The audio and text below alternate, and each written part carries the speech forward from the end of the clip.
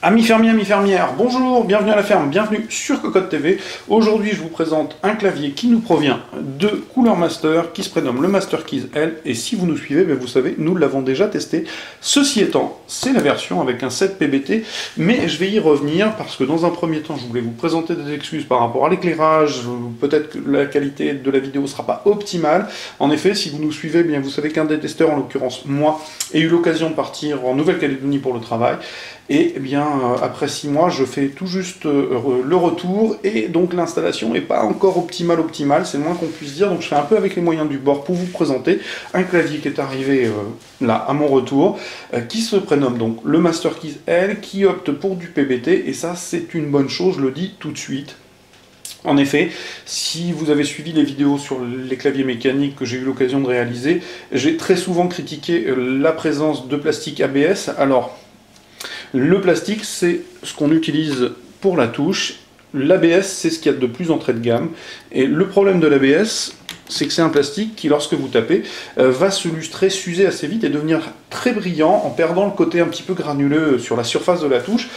Et je trouve que quand on met un petit peu d'argent dans un clavier, notamment mécanique, puisqu'il est question de clavier mécanique ici, c'est toujours un peu regrettable d'avoir mis 120 ou 130 ou 100 € dans un clavier qui, au bout de 3 semaines, va déjà avoir les touches qui présentent des marques d'usure. Et bien le PBT, c'est une qualité de plastique un peu supérieure, automatiquement un peu plus cher aussi, et ça il faudra le prendre en compte, mais qui est assez qualitative. Alors pour l'exemple, je ne sais pas si avec l'éclairage vous le verrez bien, mais je vous ai emmené un set personnel, qui est un white blank, donc sans marquage, que j'utilise depuis quelques années. Vous voyez, donc dans l'absolu, il n'y a pas une grande différence quand on regarde avec une touche classique ABS à côté, si ce n'est que, eh bien, si vous regardez, c'est un set que j'ai acheté une trentaine d'euros il y a environ 5 ans, on devine un léger début de lustrage au bout d'une utilisation assez intensive, ce qui fait que, clairement, le PBT va permettre d'éviter l'écueil de l'usure un peu trop visible. Et ce Master Keys L, eh bien, propose l'intégralité de ses touches en PBT, et ça, je trouve que c'est une très très bonne chose. Donc le Master Keys, vous le connaissez, je vais le présenter quand même assez rapidement. J'ai oublié de parler du bundle si je ne m'abuse, donc justement en parlant du Master Keys, son bundle est assez sympathique. On va retrouver un set de touches rouges en supplément, alors vous voyez avec un petit marquage sur la tranche pour symboliser les flèches, donc PBT aussi, avec un képuleur, le câble USB vers micro USB plaqué or de connexion, le câble tout à fait classique mais de bonne qualité, et un guide de l'utilisateur qui va être intéressant parce que le Master Keys premier en ABS avait aussi le même fonctionnement de combinaison de touches pour mettre en route les différentes fonctionnalités du clavier.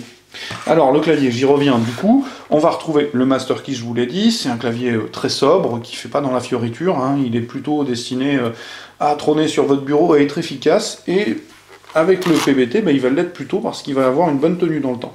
Alors, du coup, on va retrouver sur les touches de fonction les traditionnels Cooler Master. Les touches de fonction supérieures vont être doublées de F5 à F8 par une fois, jusqu'à 8 fois la vitesse de répétition des touches. Très honnêtement, inutilisable en 8 fois, que ce soit en jeu ou à l'utilisation bureautique. F9, la touche de blocage Windows. Sur F11, F12, on va retrouver les lancements d'enregistrement de macro à la volée.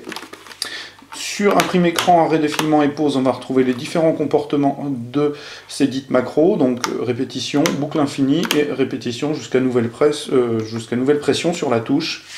Sur ce pavé-là, nous allons retrouver les différentes commandes multimédia, classiques, lecture pause, morceau suivant, plus, moins pour le volume, morceau précédent et stop. Les flèches, pavé numérique classique, il existe aussi en version sans pavé numérique. Les diodes d'information sont très très classiques, de simples diodes rondes, avec quelques lettres au-dessus, histoire de savoir de quoi nous parlons. Les tranches, rien de particulier si ce n'est à l'arrière, le micro USB de connexion.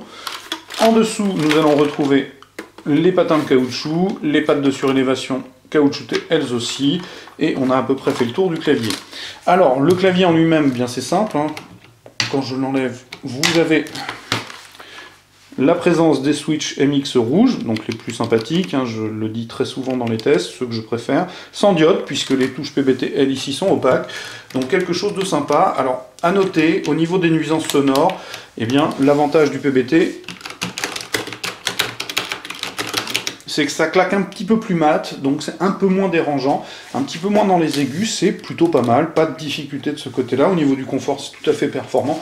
Et dernier point qui est intéressant à présenter, c'est la question du prix. Et là, je trouve que clairement, on a un produit qui est extrêmement bien placé, tout simplement parce que de manière générale, il est vendu autour de la centaine d'euros, 109 euros. Je vous ai donné le prix d'un set PBT acheté de manière personnelle, donc entre 30 et 35 euros. Bah, vous retirez tout simplement le prix du set PBT au clavier, ce qui fait que vous avez un clavier entre 70 et 80, 90 euros. Évidemment, Cooler Master a acheté bien plus de sets PBT que moi, j'en ai jamais acheté dans toute ma vie. Donc les prix sont pas tout à fait les mêmes, mais ça évite de devoir passer par la case customisation entre guillemets, sachant que certaines touches en PBT très particulières peuvent monter à 30 ou 35 euros la touche, hein, avec des têtes de mort, etc. Il y a des choses très intéressantes, je vous invite à les regarder sur le net, vous verrez, il y a pas mal de petites choses sympas. Maintenant, ce qui est sûr, c'est qu'à 109 euros, on a tout simplement un clavier qui fait pas dans la fioriture, qui va pas faire dans le RGB, qui va pas faire dans tous ces petits artifices marketing, mais qui va faire tout simplement dans l'efficace. C'est-à-dire que vous avez un outil de travail, il va tenir dans le temps, et les touches ne vont pas se lustrer, ce qui fait qu'il va garder un petit peu de sa superbe pendant quelques années. Je peux vous assurer que j'ai toujours un Novatouch avec un set PBT orange que j'utilise tous les jours, et on devine tout juste quelques traces d'usure, et vraiment, on a quelque chose de solide, et ça c'est vraiment une bonne chose. Je suis assez satisfait du fait que enfin un constructeur de masse se pose la question de présenter finalement des sets de touches en rapport avec la qualité des claviers mécaniques, et ça c'est plutôt une bonne chose. Donc je le répète, plutôt satisfait. Comme d'habitude, je vais vous souhaiter une excellente journée. Je vais aussi vous inviter à venir lire le test écrit qui paraîtra très prochainement sur cocoland.com. Je vous renouvelle mes excuses pour l'éclairage, ça ira peut-être mieux à la prochaine vidéo, j'espère. Je vais vous souhaiter donc une bonne journée, je l'ai déjà dit, je vous dis au revoir et à très très bientôt.